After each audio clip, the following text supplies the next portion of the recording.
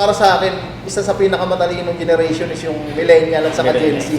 Lutong-luto na tayo sa mainstream media, which is yung Wala pang television. kabata kasi yun na napapanood. Simula tol nung lumabas nga yung social media na yan, naging na-picturize ko na kapag may binabalita sa TV, ay may other side yan. Tama. May other side yan, hindi lang nakuhanan. Hindi lang na sinama. Kasi tol, marami akong nakakausap na matatanda, which is hindi sila mulat sa social media. Ang nakamulatan nila tabloid, newspaper, yung balita sa TV, which is may kumukontrol dyan. Yun na yung tumatatak sa utak nila, yun na yung program sa kanila. Kaya nga, para sa akin, isa sa pinakamatalino generation is yung millennial at saka Gen Z. Maganda rin kasi yung may mga platform na tayo na na iparating natin yung mga side na hindi alam ng iba. Para sa akin, isa sa pinakamatalino generation is yung millennial at saka Gen Z.